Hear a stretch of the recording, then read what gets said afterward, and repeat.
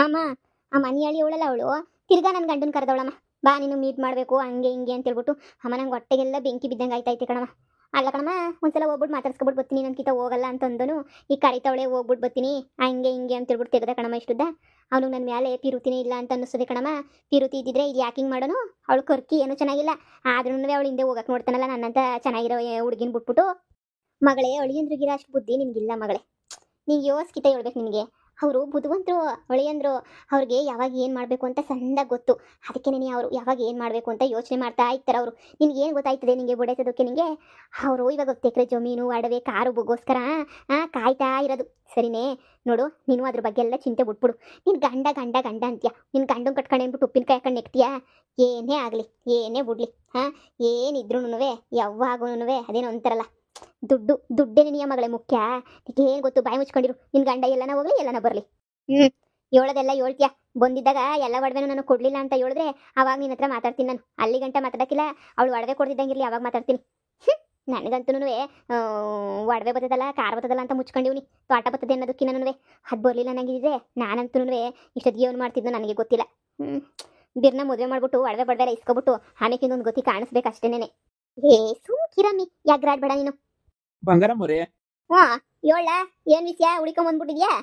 ಏನಿಲ್ಲ, ಊರಾಗಿರ ದೊಡ್ಡರೆಲ್ಲ ತೀರ್ಮಾನ ಮಾಡ್ಬಿಟ್ಟವ್ರೆ.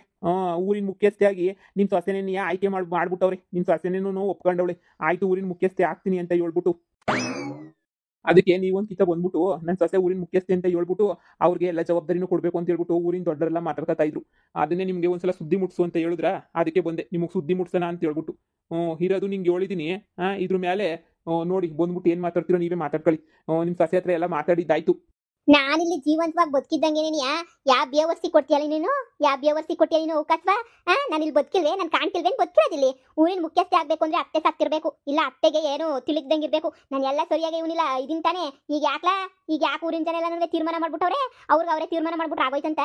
ನಾವೇನು ತೀರ್ಮಾನ ಮಾಡೋದೇ ಬೇಡವಾ? ಅವರೇ ತೀರ್ಮಾನ ಮಾಡ್ಕೊಬಿಟ್ರ ನೋಡು. ಅದೆಲ್ಲ ನನಗೆ ಬರಕ್ಕಿಲ್ಲ. ನಾನು ಈಗಲೇ ಹೇಳ್ತಾ ಇದ್ದೀನಿ, ಊರಿನ ಮುಖ್ಯಸ್ಥೆ ನಾನೇನೇನಿಯಾ. ಇನ್ನು ನಾನು ಗಟ್ಟಿಗಿವ್ನಿ. ಯಾವ ಬೇವರ್ಸಿಗೂ ಬಿಟ್ಕೊಡಕ್ಕಿಲ್ಲ ನಾನು. ಏನೋ ಊರಾಗೆಲ್ಲ ತೀರ್ಮಾನ ಮಾಡಿದ್ದಾಯ್ತು. ನಿಮ್ಮ ಮಗ ಸೊಸೆ ಹತ್ರನೂ ಮಾತಾಡಿದ್ದಾಯ್ತು. ನಿಮ್ಮ ಮಗ ಸೊಸೆನೂ ಎಲ್ಲರೂ ಸರಿ ಆಯ್ತು ಅಂತ ಹೇಳ್ಬಿಟ್ಟು ಒಪ್ಕೊಂಡವ್ರೆ. ಇನ್ನು ಇದ್ರ ಮೇಲೆ ನಾವೇನು ಮಾಡೋಕ್ಕಾಗಲ್ಲ. ಎಲ್ಲ ಒಪ್ಕೊಂಡ್ಮೇಲೆ ನೀವು ಒಪ್ಕೋಬೇಕು ಅಷ್ಟೇನೇನಿಯ. ಇಲ್ಲಾಂದ್ರೆ ಗೊತ್ತಲ್ಲ, ಊರಾಗ ಯಾರು ಶಾನೆ ಜನ ಯಾರನ್ನ ಒಪ್ಕೋತಾರೋ ಅವ್ರನ್ನೇ ನೀವು ಇದು ಮಾಡ್ತಾರೆ ಅಂತ. ಈಗ ಊರ ಹಬ್ಬ ಬೇರೆ ಐತೆ, ಅದು ಬೇರೆ. ನೀವು 6 ತಿಂಗಳಿಂದ ಸರಿಯಾಗಿ ಯಾವುದಕ್ಕೆ ಕಿವಿ ಕೊಡ್ತಾ ಇಲ್ಲ. ನೀವು ಏನು ಹೇಳಿದ್ರು ನೀವು ಕೇಳಿಸ್ಕೊತಾ ಇಲ್ಲ, ಯಾವುದಕ್ಕೂ ಕಿವಿ ಕೊಡ್ತಾ ಇಲ್ವಾ? ಅದಕ್ಕೆ ನೀವು ಎಲ್ಲರೂ ಇನ್ನೇನು ಬಿಡು, ನೀವು ಇನ್ನೇನಕ್ಕೂ ಬರೋಕ್ಕಿಲ್ಲ. ಇನ್ನು ಊರು ಸಬರಿ ಬಿಟ್ಬಿಟ್ಟಿದ್ದೀರಾ, ನಿಮ್ಮದೇ ಪ್ರಾಬ್ಲಮ್ ಹೋಗ್ಬಿಟ್ಟೈತೆ ಅಂತ ಹೇಳ್ಬಿಟ್ಟು ಎಲ್ಲರೂ ಬಿಟ್ಬಿಟ್ಟು ಸುಮ್ಮನೆ ಹೋಗ್ಬಿಟ್ಟವ್ರೆ. ಅದೇ ವಿಷಯ ನಿಮಗೆ ಮುಟ್ಟಿಸ್ಬೇಕಿತ್ತು, ಅದಕ್ಕೆ ನೀವು ಬಂದೆ ಅಷ್ಟೇನೆ. ಹೇಳೋದೆಲ್ಲ ಹೇಳಿದ್ದೀನಿ. ನೀವೇನಾರ ಮಾತಾಡಬೇಕು ಅಂದರೆ ಊರಾಗವ್ರಲ್ಲ ಆ ಸಾವುಕಾರ ತಗೋ ಗೌಡ್ರು ತಗೋ ಹೋಗ್ಬಿಟ್ಟು ಒಂದ್ಕಿತ ಮಾತಾಡಿ ನೋಡಿ.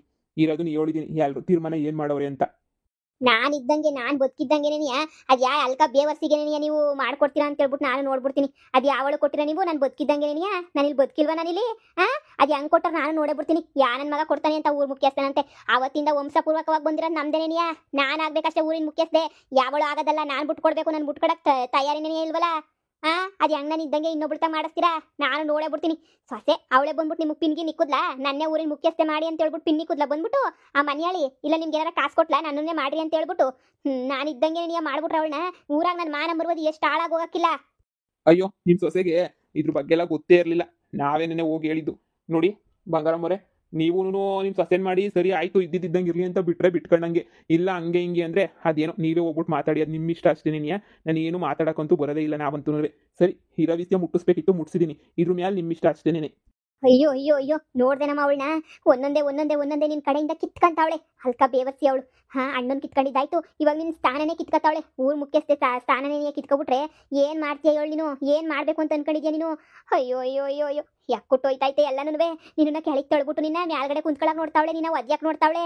ಹಂಗೆ ಯಾರೋ ಹೇಳ್ಬಿಟ್ಟವ್ರೆ ಅನ್ನಿಸ್ತದೆ. ಊರಿನ ಮುಖ್ಯಸ್ಥೆ ಆಗ್ಬೇಕು ನೀನು ಅಂತ ಹೇಳ್ಬಿಟ್ಟು ಅದಕ್ಕೆ ಹಿಂಗೆಲ್ಲ ಕುಣ್ಕೊಂಡು ಹಿಂಗೆಲ್ಲ ಮಾಡ್ತಾವಳೆ ಅಂತ ಅನ್ನಿಸ್ತದೆ ಕಣಮ್ಮ.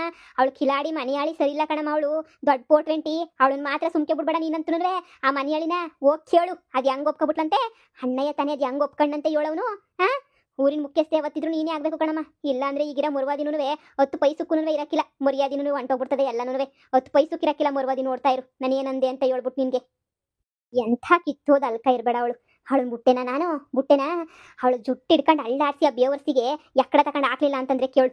ಎಂಥ ಕೆಲಸ ಮಾಡ್ತಾವಳೆ, ನನ್ನ ಹತ್ರ ಇರೋದೆಲ್ಲ ಕಿತ್ಕೊಂಡು ಮಜಾ ಮಾಡ್ತಾವಳೆ ಅಂತ ಅನ್ನಿಸ್ತದೆ. ಅಲ್ಲೋಪರ್ ಅವಳಿಗೈತೆ ಸರಿಯಾಗೈತೆ, ಅವಳಿಗಂತೂ ಬಿಡಕ್ಕಿಲ್ಲ ನಾನು. ನನ್ನ ಅಯ್ಯೋ ಅನ್ನಿಸ್ತಾಳಲ್ವ ಅವಳನ್ನ ಬಿಡಕ್ಕಿಲ್ಲ, ನೋಡ್ತಾ ಇರು. ನಾನಂತೂ ಬಿಟ್ಕೊಡಕ್ಕಿಲ್ಲ ಮಗಳೇ. ಇಷ್ಟು ಚಿಕ್ಕ ವಯಸ್ಸಿಗೆ ಊರಿನ ಮುಖ್ಯಸ್ಥೆ ಆಗ್ತಿರೋದು ಅಂದ್ರೆ ನೀನೇನಿಯ, ಅದು ಅತ್ತೆ ಇದ್ದಂಗೆನಿಯ. ಏನೇ ಆಗ್ಲಿ ಊರಿನ ಮುಖ್ಯಸ್ಥೆ ಆಗ್ಬೇಕು ಅಂದ್ರೆ ಅದೃಷ್ಟ ಆಗಿರ್ಬೇಕು. ಎಲ್ಲಾನು ಅಂದ್ರೆ ನಮ್ಮ ವಂಶದವ್ರನ್ನೇ ಎಲ್ಲಾರನ್ನೂ ಇದು ಮಾಡೋದು. ಆದ್ರೆ ನಮ್ಮ ದೊಡ್ಡಪ್ಪರು ಅವರಲ್ಲ, ನಮ್ಮ ದೊಡ್ಡಪ್ಪರು ಅಂದ್ರೆ ನಮ್ಮ ಅಪ್ಪವ್ರ ಅಣ್ಣ ಅವರೆಲ್ಲ ಅವ್ರ ಮನೆಯವ್ರನ್ನೂ ಮಾಡ್ಬೋದು. ಅಂದ್ರೆ ಅವರು ಏನು ನಡ್ಸ್ಕೊಂಡ್ ಬಂದಿಲ್ಲ, ಅವತ್ತಿಂದ ನಮ್ಮ ಮನೆಯವರೇ ನಡ್ಸ್ಕೊಂಡ್ಬಿಟ್ಟು ಬಂದಿರೋದು. ಅದು ಎಷ್ಟು ಗೌರವ ಅಂತೀಯ. ಊರಾಗ ಏನಾದ್ರೂ ನಮ್ಮ ಹತ್ರನೇ ಬರ್ತಾರೆ, ಏನು ನಡೆದ್ರು ನಮ್ಮ ಹತ್ರನೇ ಬರ್ತಾರೆ, ಏನು ಮಾಡಿದ್ರು ನಮ್ಮ ಹತ್ರನೇ ಬರ್ತಾರೆ. ಅದೊಂಥರ ಖುಷಿ ವಿಷಯ, ಗೌರವದ ವಿಷಯ ಗೊತ್ತಾ. ದೂರಾಗ ಏನಾರ ಕಾರ್ಯಗಳಾದ್ರೆ, ದೇವಸ್ಥಾನದ ಅದು ಇದು ಏನಾರ ಕಾರ್ಯಗಳಾದ್ರೆ ಎಲ್ಲ ಬಂದು ನಮ್ಮನ್ನೇ ಕೇಳ್ತಾರೆ. ಅದೊಂಥರ ಗೌರವದ ಸಂಕೇತ ಅಂತಾನೆ ಹೇಳ್ಬೋದು. ನೀನು ಏನಾರ ನೀನು ಗೌರವ ಸಿಕ್ಬಿಡ್ತದೆ, ಸರಿನಾ. ಅಷ್ಟು ಗೌರವ ಇರ್ತದೆ ಎಲ್ಲನೂ. ಆದ್ರೂ ಅದೇನೋ ಒಂಥರಲ್ಲ, ನಮ್ಮ ಅಮ್ಮ ಇದ್ದಂಗೆ ನೀನು ಕೇಳ್ತಾವ್ರೆ ಅಂದ್ರೆ ಅದು ನೀನು ಒಳ್ಳೆತನಕ್ಕೇನೆನಿಯ. ರೀ, ನಂಗೆ ಯಾವ ಗೌರವ ಅದು ಇದು ನಂಗೆ ಏನು ಬೇಡ ರೀ. ನಂಗೆ ಈ ಗೌರವ ಅವು ಇವು ಕಟ್ಕೊಂಡು ನನ್ಗೇನ್ರಿ ಆಗಬೇಕು. ಯಾವ ಗೌರವನು ಬೇಡ, ಏನು ಬೇಡ ನನಗೆ. ಸದ್ಯ ನೆಮ್ಮದಿಯಾಗಿ ಇದ್ಬಿಟ್ರೆ ನನಗೆ ಅಷ್ಟೇ ನೆನೆಯ ಸಾಕು. ನೆಮ್ಮದಿಗಿನ್ನ ಬೇರೆ ಇನ್ನೇನಾರು ಐತೇನ್ರಿ ನನಗೆ? ಇನ್ನೇನೂ ಇಲ್ಲ. ನನಗೆ ನೆಮ್ಮದಿಯಾಗಿ ಇದ್ಬಿಟ್ಟು ನೆಮ್ಮದಿಯಾಗಿ ಜೀವನ ಮಾಡಿಬಿಟ್ರೆ ನಂಗೆ ಅಷ್ಟೇ ನೆನೆ ಸಾಕು ನನಗೆ. ಈ ಊರು ಸಾಬರಿ, ಈ ಊರು ಪಂಚಾಯಿತಿ, ಊರಾಗ ಮರ್ಯಾದೆ ಕೊಡೋದು, ಊರಾಗ ಗೌರವ ಕೊಡೋದು, ಆ ದೇವರನ್ನೇ ನನಗೆ ಯಾವತ್ತೂ ಅನ್ಕೊಳ್ಳಲ್ಲ ರೀ ನಾನು. ಊರಾಗ ಮರ್ಯಾದೆ ಕೊಡಬೇಕು, ಊರಾಗ ನಾನು ಊರಿನ ಜನಗಳ ಹತ್ರಕ್ಕೆ ಹೋಗೋದೇ ಇಲ್ವಲ್ಲ ರೀ. ಇನ್ನು ಮರ್ಯಾದೆ ತಗೊಂಡು ನಾನು ತಾನೇ ಇನ್ನು ಏನು ಮಾಡಲಿ ನನಗೆ. ನೀವೇನೋ ಹೇಳಿದ್ರಲ್ಲ ಅಂತ ಹೂ ಅಂದೆ ಅಷ್ಟೇನೇನಿಯ. ಅಷ್ಟು ಬಿಟ್ರೆ ನನಗೆ ಇದ್ರ ಬಗ್ಗೆ ಯಾವ ಆಸಕ್ತಿನೂ ಇಲ್ಲ. ಇದ್ರ ಬಗ್ಗೆ ನಂಗೆ ಒಂದು ವಿಷಯನೂ ಗೊತ್ತಿಲ್ಲ ನನಗೆ. ಏನು ಮಾಡ್ತಾರೆ, ಏನು ಕತೆ ಅದೆಲ್ಲ ನನಗೇನು ಗೊತ್ತೇ ಇಲ್ಲ ರೀ ನನಗೆ. ಗೌರಿ, ಪಾಲಿಗೆ ಬಂದಿದ್ದು ಪಂಚಾಮೃತ. ನಮ್ಗೆ ಏನು ಸಿಗ್ತದೆ ಅದನ್ನು ಅನುಭವಿಸ್ಬೇಕು ಅಷ್ಟೇನೇನಿಯ. ನೋಡು, ನಮ್ಮ ಅಪ್ಪ ಅವ್ರ ಗೌರವ ಎಲ್ಲನ ಉಳಿಸ್ಬೇಕು ಇವಾಗ. ನಮ್ಮ ಅಪ್ಪ ಅಂತೂ ಎಲ್ಲಿ ಓಡೋಯ್ತೋ ಗೊತ್ತಿಲ್ಲ. ಅಪ್ಪನ ಬಗ್ಗೆ ಯಾಕೆ ಸುಮ್ಕೇನೆ. ಆದರೆ ನಮ್ಮನ್ನೆಲ್ಲ ಚೀಪಾಗಿ ನೋಡಿ, ನಮ್ಮನ್ನೆಲ್ಲ ಸಿಕ್ಕಾಪಟ್ಟೆ ಕೆಟ್ಟದಾಗೆ ನೋಡಿರೋರ ಹತ್ರ ಎಲ್ಲನೂ ನಾವಂತೂ ಇವಾಗ ಗೌರವ ಉಳಿಸ್ಕೊಳ್ಳೋಕ್ಕೆ ಒಳ್ಳೆ ಟೈಮ್ ಹತ್ರಕ್ಕೆ ಬಂದೈತೆ. ಊರು ಜನಕ್ಕೆಲ್ಲ ಉತ್ತರ ಕೊಡ್ಬೋದು ನಾವೂ. ನೀನು ಏನೇ ಹೇಳಿ, ನೀನು ಸುಮ್ಕೇನೆ ನನ್ನ ಮಾತು ಕೇಳಿ ಒಪ್ಕ ನೀನು, ಸರಿನಾ.